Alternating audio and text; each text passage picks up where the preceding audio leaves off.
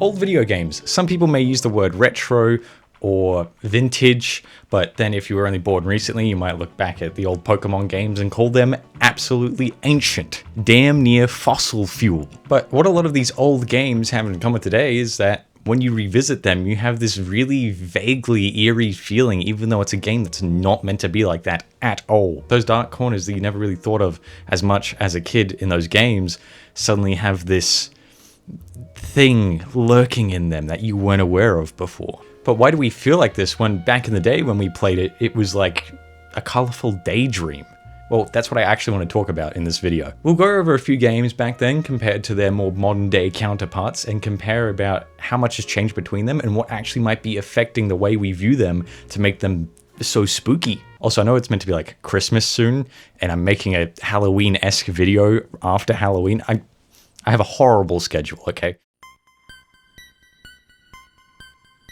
I would be remiss if I didn't start off with one of the most classic games of all time, Pokemon. But of course, we still want to reach back as far as possible, looking at Pokemon Red and Blue. Said game was released in 1998, although technically it was released in 1996 for Pokemon Red and Green in Japan. It was then later released to the global public in 1998. Point being, the game sees you play as either red or blue. It's really dependent on which version of the game you play, but canonically you play as red. Like most modern day Pokemon games, the story entails you collecting as many Pokemon as possible to fill out your Pokedex, as well as becoming the champion of the entire region after defeating each of the individual gym leaders and then taking on the big championship. As well as usually a little side story. In this case, it was in relation to Team Rocket, who were trying to take over the world by capturing Mewtwo. There's a whole bunch of the story there, but you know, I'm just going to skim over it for now. Now, the thing with Red and Blue is you look back at it and not only was it just the fact that there wasn't a lot of friendly NPCs that are moving around more constantly like we see in modern day Pokemon games, but there's also the whole entire thing with Lavender Town. As well as this one dude in Celadon, I'm pretty sure I said that wrong. It's an old man who's just perving on a bunch of women in a gym. Why is that in a kid's game? Also, another thing to add to its whole bizarre nature was that there was a creepypasta, an urban legend of sorts, that said that the theme song to Lavender Town, the one that's probably playing in the background right now, actually caused kids to game end themselves. Of course, this urban legend was just that, a creepypasta, a falsehood. There was nothing actually true about the song. The song, it was very creepy, but it didn't actually cause what it said to have caused. And because of that, it kind of added this weird dark shadow to the game. So whenever you replay the game, you think back to that urban legend that you heard of, and you hear the theme song to Lavender Town again, and you're like, wow, this is way creepier than it was before. And of course, you have to take into account the way that you're playing the game as well. You see, Red and Blue was released on the Game Boy, and the Game Boy was something that was probably a bit chunkier than my phone, and ran with really low quality graphics. Again, it's something similar to what I have running on in the background, except it was a bit more tinted green because of the weird filter that the game console had. And usually you'll be playing it throughout the day, but multiple generations can understand this. I had the DS, but even younger than that, they had the Game Boy. And so you'd be up late, way beyond your bedtime, playing this game, and you know, you were keeping an ear out for your parents to make sure they don't hear you playing this game, obviously. Then you're sitting in this dark room, the only light coming from your Game Boy, and then you walk into Lavender Town and you hear this eerie theme, complete dead of night, midnight, maybe even over midnight, where you're meant to be asleep, and all you have is this one screen and you're in a ghost town in game. It's an experience that you look back on and you're like, that was creepy. If little me at that point in time was aware of the whole Lavender Town conspiracy, he would probably shat his pants at the sound of a twig breaking outside. And of course, again, that carried on to future generations of Pokemon games, because they almost always released only on the handheld consoles. The DS, the DSi, the 3DS, I guess the 2DS, then the Nintendo Switch, and the Nintendo Switch 2. All of these are portable things and probably still bringing the same experiences we had back then. Some kid right now, at the middle of midnight, could be on his Switch 2 playing Pokemon ZA, knowing he shouldn't be playing it, but I have to admit, Pokemon ZA is much less creepy than, you know, Lavender Town. And of course, Nintendo is consistently removing more adult aspects to their games as they go along, making it kind of an incredibly soft story. It becomes very family friendly. And of course, one of the other reasons why the music was so creepy originally was because it was limited by the hardware.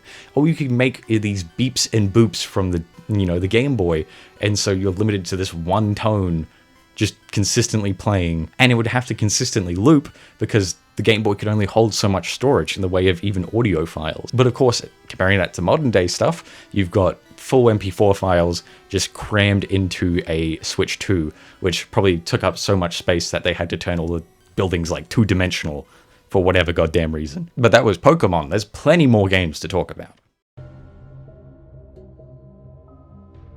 Okay, first thing I will point out, this is a still image. I could not record gameplay of this game for the life of me, and I don't feel comfortable using someone else's gameplay footage, so have fun with this blurred PNG. While it's not an incredibly old game, only coming out in 2013.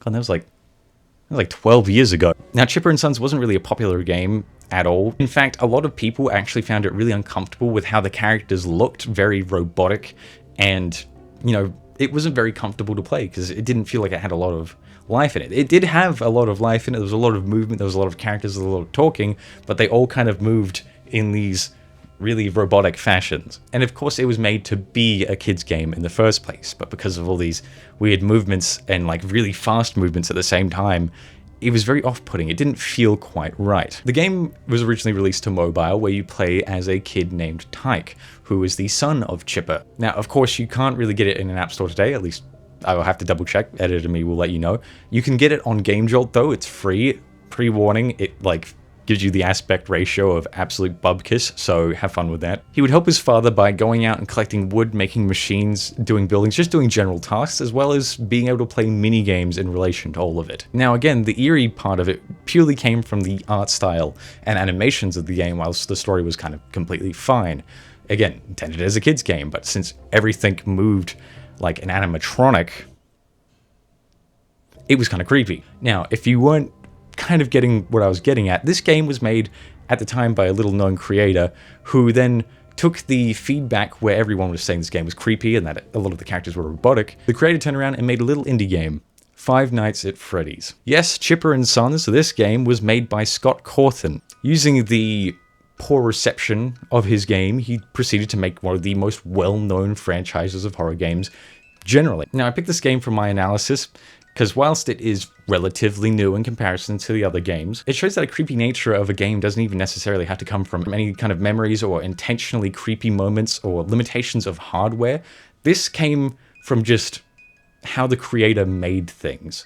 It was unintentionally creepy, but that's just because that's how the creator made it, and he wasn't really thinking of it that way when he made it. But instead of caving under the criticism and giving up immediately, he just went ahead and created one of the most well-known horror game franchises that came out of literally nothing. Now, I know this is a bit of a step of an entry, but I assure you I will get back to games that make more sense to this whole video.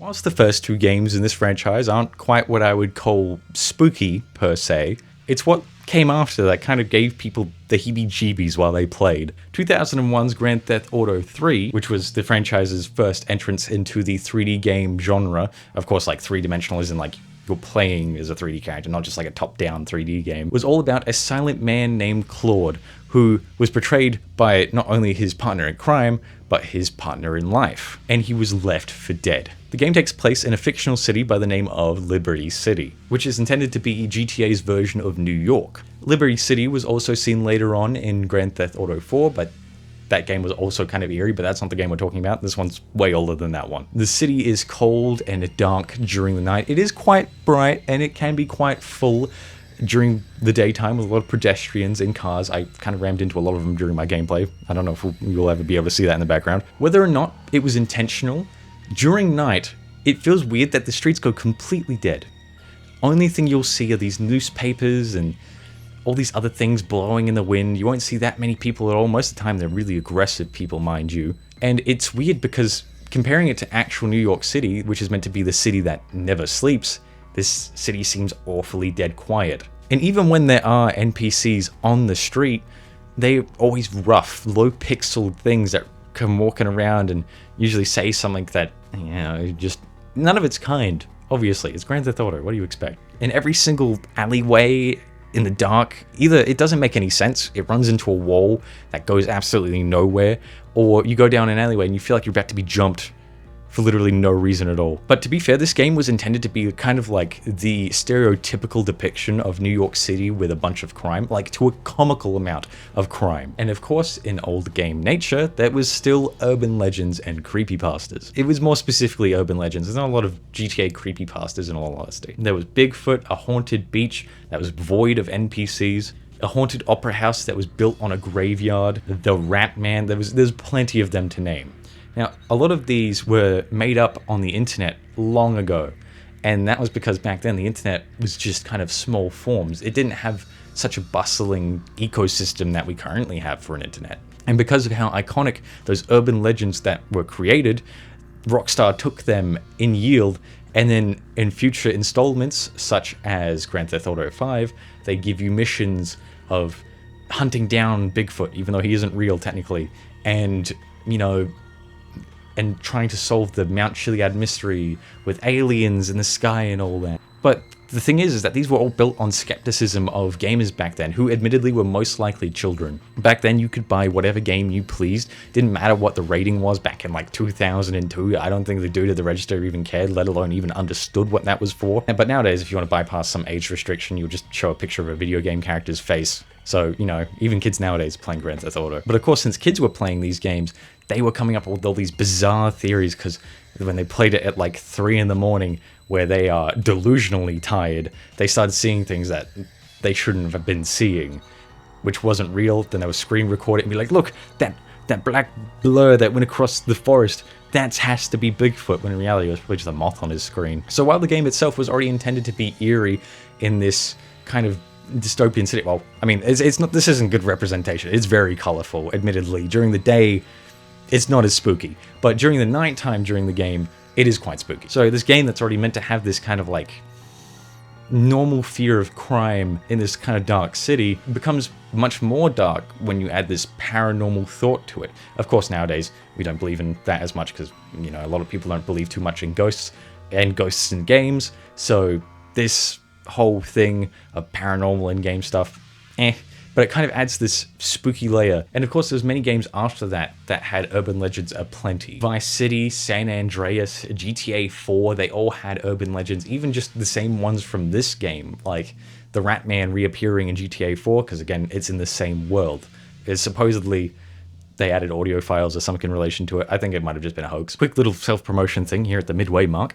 I'm trying to get to 5,000 subscribers before the end of the year. If you do like the video, please consider subscribing. It would mean a lot to have your support, but again, I'm not going to take up too much more of your time, so let's continue on with the video. Now, before you say it, Fallout is intended to be an eerie video game. It's set in a post-apocalyptic world where there's like nearly nobody. So why am I including this in the video? Well, I'm going to be talking about the original Fallout game, way back in 1997. This one. I kind of blurred the footage for like specific video reasons, but trust me, this is the original Fallout game. You'll see it later. The game is set in a post-apocalyptic America, which is also kind of got altered history, full of zombie-like ghouls and mercenaries walking around acting like military men, taking away your technology because they think you're going to blow up the world again if you use it. And it puts you on a time limit to save your vault, your people, from passing on. Now, the reason I wanted to talk about this game and its series in general isn't because of any urban legends or the such, it's because of the weird reversal it did in later games. So this went from being a really eerie franchise to like, kind of bubkiss. Now, of course, I've talked about past games that might have done something that was eerie and then later softened it up so that those experiences don't happen again, or they would take it in stride and, you know, make it their whole franchise. I'm realizing that this is a very small part of the game.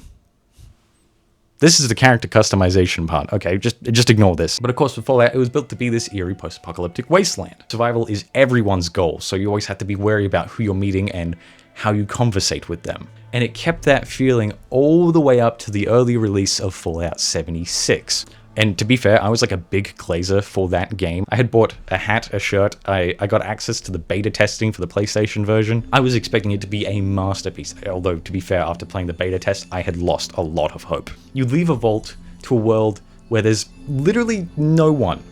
And I mean that. There is not a single human soul. Oh, here we go. Look at this old man.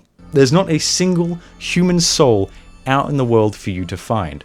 Literally, the closest thing you can find are robots who obviously speak English, are programmed to be human-like to some extent, as well as old recordings of people long gone. So the world felt very empty, but like intentionally so, obviously. The only other people you'll find that are close to humans are the Scorched and the feral ghouls, which either one will just shoot you or attack you on sight anyway, so, you know, not entirely great. Now, whilst this lack of NPCs annoyed a lot of players, admittedly, it added to this really eerie atmosphere. I'll admit, this felt like as eerie as Fallout had gotten. The only other people you're going to interact with is other players, but if you had like a dead server you were playing on, you were just alone in a world where the only people you could talk to is some annoying robot in the top of this massive tower. But this is where the reversal actually comes in, because later on, after all the backlash of having literally no NPCs, they released something called the Settlers Update, where it literally added so much life to the game that that eerie feeling of being alone out in the wasteland was completely gone. Even if you're playing single player, which you would have to obviously have a subscription for, it would still not feel eerie anymore, because you'll just walk into some random settler who's just chilling. So it lost that eerie factor, and that one massive eerie factor was the only thing that was really keeping it together. The only thing that scares me in that game now is just the idea of a Wendigo popping out of a tree when I'm not expecting it. And that's just because that's a jump scare. Watching a game go from this intentionally eerie series, which places you in a situation where you are more or less doing your best to fight to survive and make your way out into this wasteland to save your people under this time crunch, to go to this big, wide multiplayer game where you don't really feel like you're in too much trouble at all.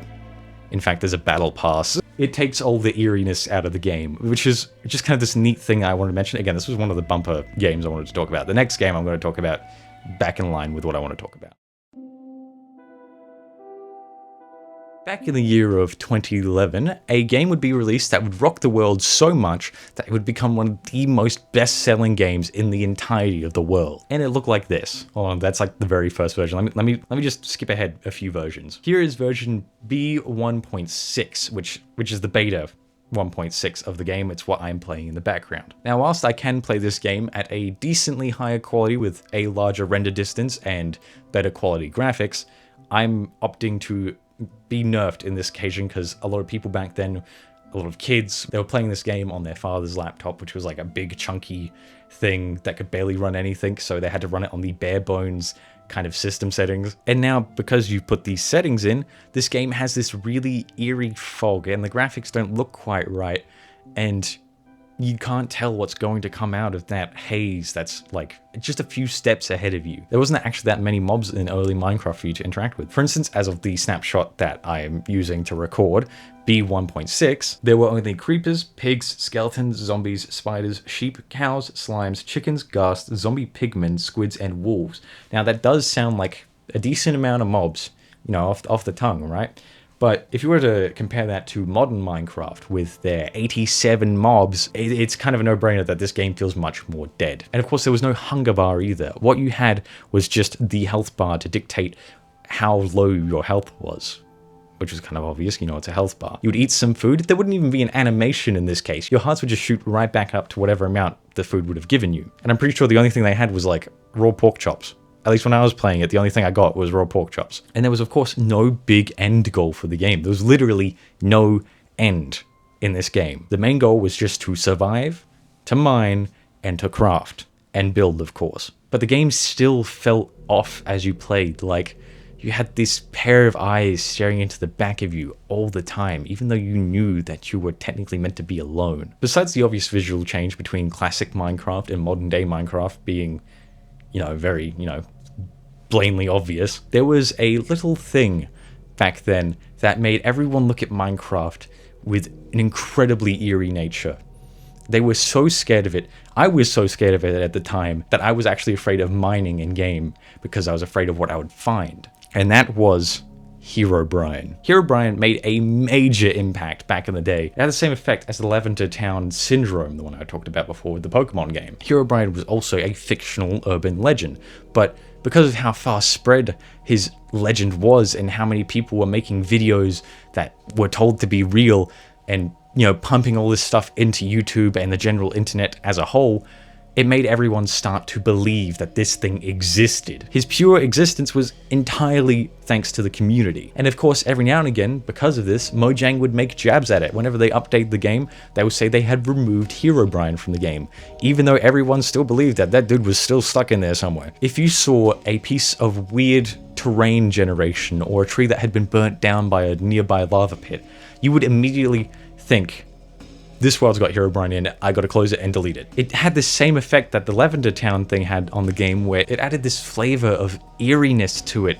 Every single dark corner of the night, everything was spooky because Herobrine could have been around the corner. Also, another note for this version of Minecraft, when I was playing it, I was not aware that there was no sun or no moon. That was also eerie. In the middle of the night, you look up to the sky and you're like, huh, where's the moon? Now we look back at this game in comparison to the new game, with poor graphics and, you know, the supposed soul of Notch's brother sitting inside of it, and it's really scary. And it didn't help that and cave sounds are terrifying. It also didn't help that Mojang would add Herobrine to a version of one of the game's cover arts later as well.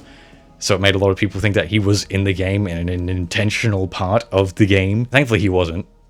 Although you can mod them into your games now if you really wanted to torture yourself. But of course, looking at the newer versions of Minecraft, they're not nearly as eerie. Of course, there's the cave sounds, and you know, if you find the deep dark, you will shatter your pants everywhere. But that's mainly just because out of fear of, you know, this thing can beam you in one hit. But of course, whenever you're in the caves, no matter how many torches you light, you always feel like there is something following behind you, glaring right into your soul. So why do these old games feel so eerie as they are today? This is the general outcome. Now, the major factor we can actually point out today is age. You see, most of the games I talked about came out long ago, some of them even before my time. So they were limited not just by the software, but, you know, the hardware too. The original Pokemon Red and Blue was just this pixelated art style, and it was technically grayscale, but because of the whole screen thing, it was green. And of course, the whole soundtrack was just these beeps and bops because of, again, it's just what the speaker could do. And the Lavender Town theme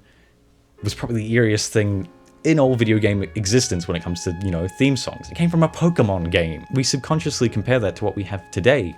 Fully developed 3D games where you can see the pores in people's skins with ensembles of orchestral music that like fill an entire room. These games can't be eerie because there's so much life in them. But then you look back there and you're like, they didn't have much to work with. But at the time, it was like the peak of what you could do and what you could play. And of course, due to the lack of power on some of these devices, the amount of interactions you can have were much lesser, because if you put like 6 NPCs in a room, the game will, you know, break apart, because it can't run that many people in one room. And of course, there's also the aging of the writing of a game. These games were made back when the game rating system was more or less only just recently implemented. So a lot of kids got hands on games that they shouldn't have, and even with the games that they were technically allowed to play, they weren't even rated properly, because, you know, you got your hands on a Pokemon game where there's an old man pervert looking into a gym at a bunch of women. That game was intended for like 5-year-olds, by the way. And they also very openly talk about death. In comparison to games nowadays,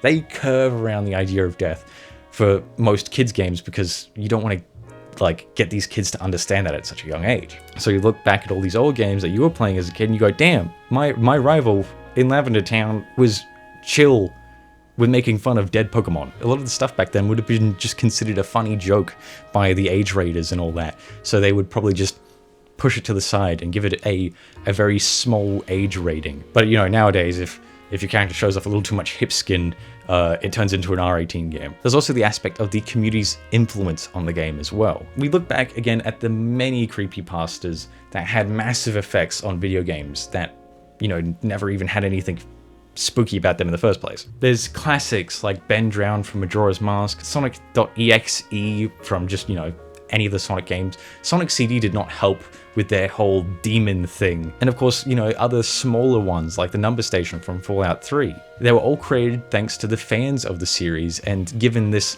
incredibly dark and spooky nature that would then inflict upon everyone else in the fandom, and of course put a new spooky light to these video games that we love. And another thing to note is ARGs. They did not help in the way of spookiness. As of more recently. They usually use an old video game style to implement this horror-based story. For instance, there is Catastrophe Crow, which is a N64 kind of Banjo-Kazooie Mario 64 type parody game, which is all meant to be a horror-based ARG. There's also Petscop, which is also a low-quality video game, which again is a horror-based ARG. And of course, there's just general intentionally horrific horror games like Fears to Fathom. They use lower quality graphics that you could argue were on like old PlayStation 1, oh, probably more PlayStation 2 era, to be fair. But they show off all these old game styles with this horror graphics, sometimes intended to be a parody of a fun game.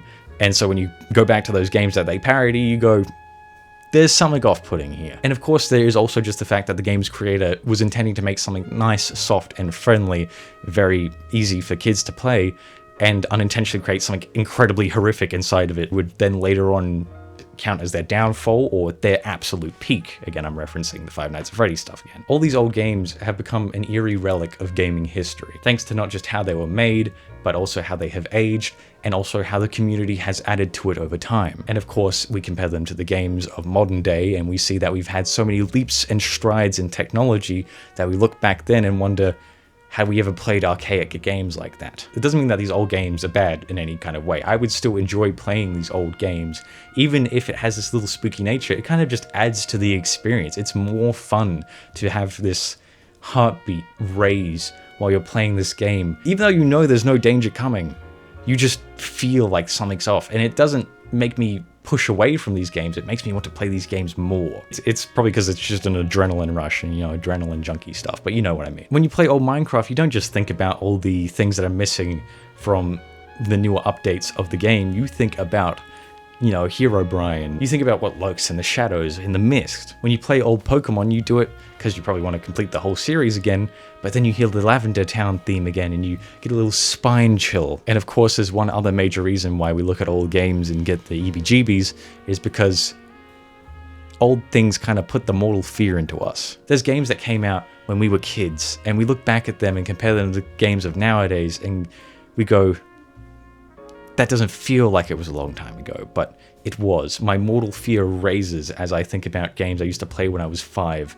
and how their quality in comparison to nowadays is such a big change that when I go and play the old games again, I'm hit with nostalgia, but then I'm also realizing how long ago it was since I last played this. So that doesn't really help with the whole spooky, eerie nature. And with that, I believe we now know exactly what makes these old games spooky, and that is its history. The history of the limited machines, the history of the imaginative community that was limited to these small folds of the internet, as well as the little gossip you'd hear at the playground about it. All of it is the answer to our question. Now, unfortunately, due to how much access we have to game codes and the internet and everything kind of being generally ruined when it comes to the depths of games, we lose that weirdly magical nature of potentially haunted games and theories and urban legends, because, you know, if you wanted to figure out what's in a game, you just crack open its code or, you know, Google it. And of course, as we progress into modern games, the scariest thing you will see is a battle pass in your single player game. So if you like this video, please consider subscribing. Again,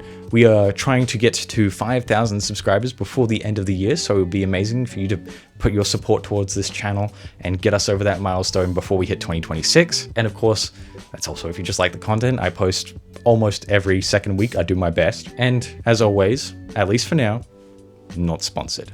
Thanks to my supporters, Tina Buttercup, Crystal Kensbet, Jasmine Wilson, Wilberfly, and Benjavom.